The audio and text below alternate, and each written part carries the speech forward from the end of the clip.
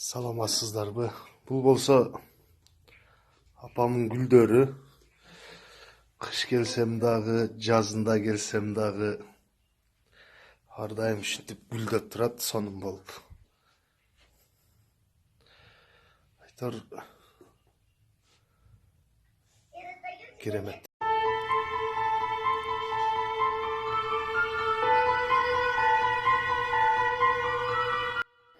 Гүлжигит Сатыбеков, үй бүлөм, бала чакам бар. Кыргыз Республикасынын эмгек сиңирген артисти Гүлжигит Сатыбеков коомчулукка жеке жашоосу тууралуу ачык айтчу эмес. Көп жылдан бери анын үй бүлөсү, балдары бар деген кептер айтылган менен убагы келсе айтам деп жашырып жүргөн. Убагы эми келди көрүнөт. Ырчы мырза жеке жашоосу тууралуу төмөнкүдөй маалымат берди. Буга чейин көрөрмандарым менин жеке жашоомо эмес, чыгармачылыгыма кызыкса деп келчүмүн. Чынында жеке жашоом тууралуу айткым келчү эмес. Эми убагы келди окшойт. Жеке жашоомду ачыктайын деп чечтим. Жубайым экөөбүз көп жылдан бери жарандык никеде жашап келгенбиз. Үй бүлөм, бала чакам бар. Жеке жашоом тууралуу маекти жакында силер аркылуу көрөрмандарыма кенен айтып берем. Кудай буйруса, эмки жылы той берип, элдин батасын алалы деп жатабыз.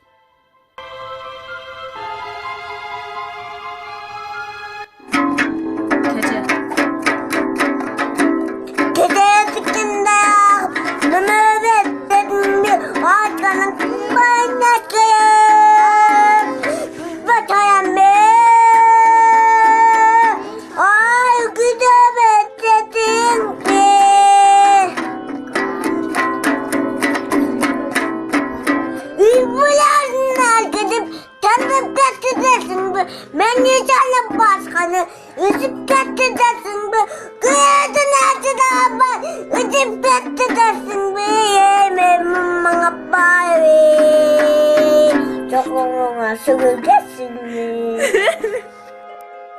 Yeterlik gelmedik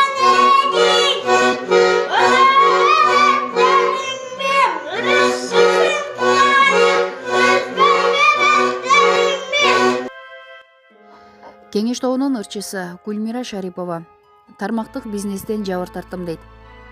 Бир топ жылдардан бери өлкөбүздө тармактык бизнеске тартылгандар көп болуп, андан жабыр тарткандардын да аягы суюлбай келет. Кеңеш тобунун ырчысы Гүлмира Шарипова тармактык бизнеске алданып, миллион сом ашык карыз болуп калганын айтат. Гүлмира айым, тармактык бизнеске качан аралаштыңыз эле? Мен тармактык бизнеске 2017 жылы кесиптешим Ырчы айымдын чакыруусу менен келгем. Алардын айткандарына ишенип 21 000 сом төлөп бизнеске киргем. Артыма толтура киши жаздырткан. Компаниянын шартына ылайык ошол акчага товар алып сатмакпыз. Кийинчерээк банкрот болушту окшойт. Командамдагылар акча төлөсө да товарлар берилбей калды. Көрсө ал товарлар кадимки эле Жунхай базарында сатылат экен. Ошентип менин командамдагы товар албай калгандар акчамды кайтып бер деп чыгышты. Алардын акчасын мен эмес, компания алганын түшүнгүлөрү келген жок. Акыры үстүбүздөн арыз жазышты. Тергөө бөлүмүнө барып сурак берип да чыктык. Ошондон кийин мындай ишти жыйнаштыргам. Бирок бул тармактык бизнестен ишиңиз жүрүшпөй калганына карабай, экинчи башка компанияга кирип алыптырсыз го. Ооба, мен аябай ишенчек адаммын. Мени бирөөлөр башка акчалай пирамидага чакырып, 2000 сом эле бересиң, команда чогултасың, сага жакшы айлык берилет дешти. Мурдагы командам жоготкон акчасын кайтарып алса деген ойдо ал жака кирип алдым. Мага укмуш нерселерди айтышса, астымдагыларды да ишендирип жаздыра бердим. Аягы келип компаниянын иши токтоп калды. Мындан улам артыма жазылган кишилердин акчасын чыгарып берем деп жолдошум Мөзүрдүн унаасын саттырдым. Ага айтпай бир нече адамдан карыз алдым. Ошентип миллиондон ашык сомго карыз болуп калдым. Азыр жылдыздардын атын пайдаланып бизнес жасагандар, атактуулугун пайдаланып иштеген жылдыздар да көбөйдү. Сиз алданып калганыңызды айткандан кийин коркуткандар барбы? Коркутуп үркүткөндөр болуп жатат. Мен бирөөнүн оокатын бузгандай болбоюн деп эч кимдин атын айткан эмесмин. Болгону эл тармактык бизнеске жазылып жатканда курмандык болуп калаарын билип алса дейм.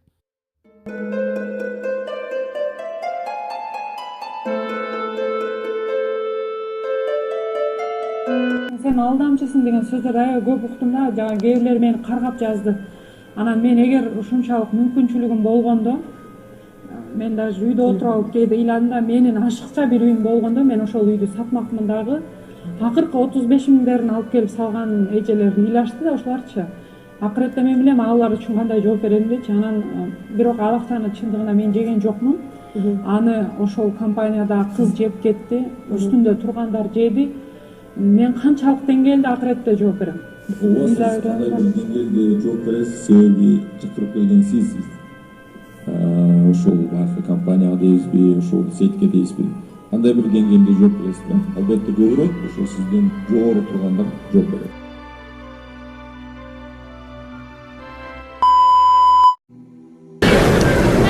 Москва шаарында сетевой маркетинг, тармактык соода, Киюнет компаниясында иштеп жаткан бир туугандарыбыз бизге Чубак ажы адал иш деген, жана былтыр муфтият келип иштесе болот деген фатва берген. Сүннөт сакал коюшуп кыздар оронуп, элдин көпчүлүк бөлүгүн жалган фатва менен өздөрүн тартып жатат. Буга кандай чара көрүү керек? Мунун акыры сүткорлук эмеспи? Баламды алдап башына айландырып коюптур, ал болсо $2000 издеп жүрөт, кой десем болбойт апасы Москвадан дейт. Мен мына ушундай чуулганды маселеге фатва бергенде, эгер фатва берсем, ага жазып колуму коюп, бир нускасын өзүмдө алып калам дайыма. Анан Чубак ажы бериптир деп бирок кагаз көрсөтө мен берген жокмун. Болгону мага келип абдан жакшы түшүндүрүп айтышат. Алар өздөрү ар кимден сурап отуруп, кантип айтса дурус боло тургандай кылып сүйлөйт. Сен ушинтип айтсаң жакшы экен деп айтам мен. Бирок фатва берген жерибиз жок. Мен ойлойм, муфтият деле буга фатва берген жери жок бул боюнча. Анткени муфтияттын фатваларын дайыма көзөмөлдө фатва бөлүмү менен кызматташып турабыз дагы, бул боюнча эч кандай фатва берген жери жок, урматтуу бир тууганым. Бизге келип айтат, муфти ага айтылган сөздү угуп, ошого ылайык жооп берет. Анан көп окшогон жанагыдай компаниялардын түпкү кагазын алып кел деп айтсаң алып келгиси келбейт, бирок мындай тигиндей деп мактай берет. Тармактык системада мындай. Мен мына ушул анын чынысын сатам. Сатсаң боло берет, эгер адал товар болгон болсо, чай жана башка нерселер. Анан мен бул таксырды ээрчитип келем дагы, таксыр ушундан ал деп айтам, бул мага клиент алып келем компанияга. Мен муну жетелеп келгендиги үчүн булар мага тыйын төлөп турат. Сен бир таксырга даават кылдың, муну алып келдиң, бул үчүн сага тыйын төлөп турабыз дейт. Бул адал шарият боюнча. Анан бул таксыр бар Жеңишбекти алып келет. Жеңишбек сен дагы ал бияктан деп. Анан Жеңишбекти алып келгендиги үчүн буга тыйын төлөт, бул адал. Бирок мага ал небере болуп атпайбы? Мен чакырып келгени. Сорпосунун сорпосу дегендей. Ал Жеңишбекте мага тыйын түшөт, мына ушул жерден арам башталат. Үчүнчү адамда мага тыйын түшүп аткан жерден арам ушул жерден башталат, урматтуу бир тууганым. Ошого өзүңөрдү алдап кыжалат боло бербей эле көп эле.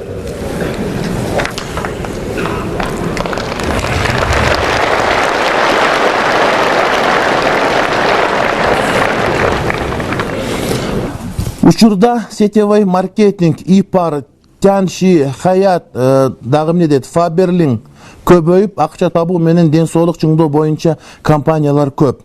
Ошол компанияда иштөө күнөө эмеспи, болобу? Киши артынан киши жазуу, дары алат, сага акча түшөт. Рахмат дейт. Буларды дары катары пайдаланганды шарият тыюу салбайт.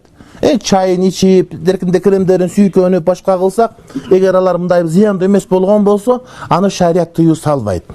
Бирок эң эле коркунучтуу жери, биз андан дарылануу максатында эмес, балким адамдарды чогултуп келип, ошол биз чогулткан адамдардын үстүнөн акча жей турган маселеге түшкөндө, мына ошонун динибиз четке кагат. Анткени динибиз эмгек кылбай туруп, бирөөдөн тыйын алганды бул туура эмес көрөт. Туура, эгерде мен барып казакем жетелеп келсем, киргизсем, казакен алып келген үчүн мага тыйын түшсө, бул макул, шарият буну четке какпайт. Бирок казакем бирөөнү жетелеп келсе, андан казакеме түшсө макул. Бирок казакем жетелеп келген адамдан, ошондо мага үчүнчү адамдан тыйын түшө турган болсо, мына ошону шарият арам деп билет.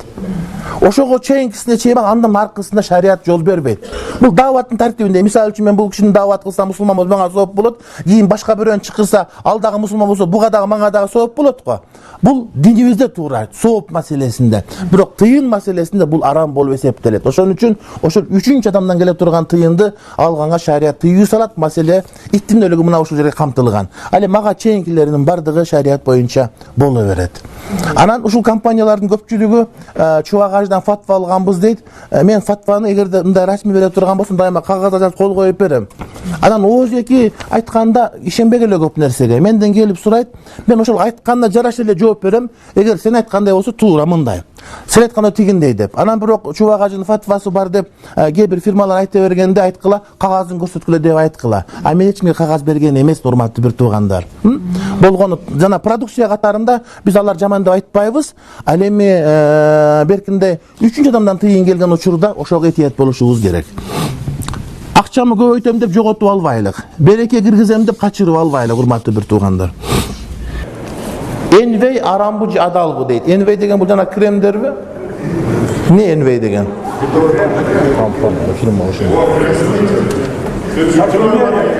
Парфюмерия. Парфюмерия бардыгы боло берет. Чочконун майы кошулбаса элечи.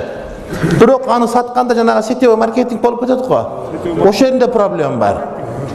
Проблем sen аны аласың, анан бирөөнү чакырып келип киргизесиң. Бирөөнү чакырып келип киргизсең, ошол сен киргизгенче сага процент түшөт, акча түшөт. Бул адал. Sen чакырып келген башка бирөөнү чакырып келет, ошондон дагы сага түшөт го. Мына ушул арам. Экинчи айланганда сага түшкөн арам. Мен ечитип келдим пияла таксырды. Пияла таксыр демдеге киргизген үчүн мага мындан 3% тыйын түштү. Бул мага адал. Piyala taksir barıp betarçı taksir çıkırıp geldi. Bu kirgizdi buğa. Uşundan da bana prosent düşse çerez bir arkalı buluşlu bana haram. Oşonsu haram.